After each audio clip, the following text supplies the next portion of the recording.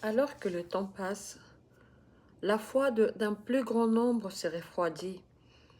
On oublie qu'il y a l'enlèvement qui nous attend et on doit s'apprêter.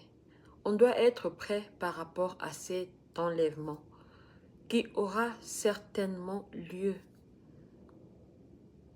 Mais nous vivons comme si tout était, en fait, comme si tout était normal. On ne fait pas attention en fait. Tout ce qui se passe dans ce monde ne nous dit absolument rien apparemment. La Bible nous avait dit qu'on attendra le bruit des guerres, qu'on attendra les guerres. Mais ça ne sera pas encore la fin, c'est vrai. Mais puisque nous ne savons ni l'heure ni le jour, qu'est-ce que nous devons faire, nous, enfants de Dieu? Nous devons nous apprêter, nous devons être prêts.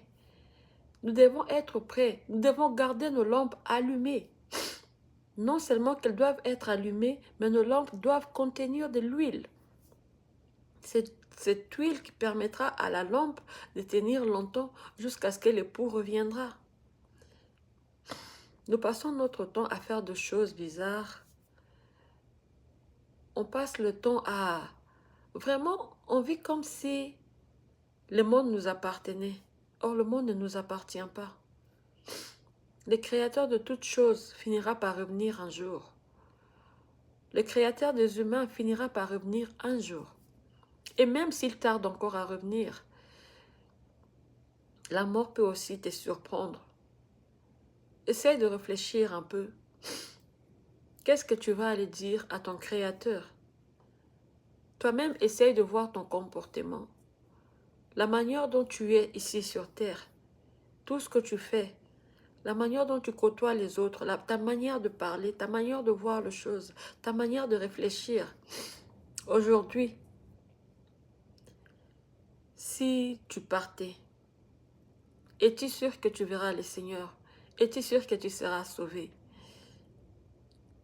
Lorsqu'on vient parler comme ça, vous pensez que nous, on n'a rien à faire et qu'on passe notre temps dans les réseaux sociaux.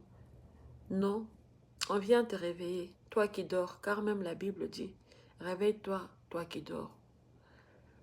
On vient te réveiller.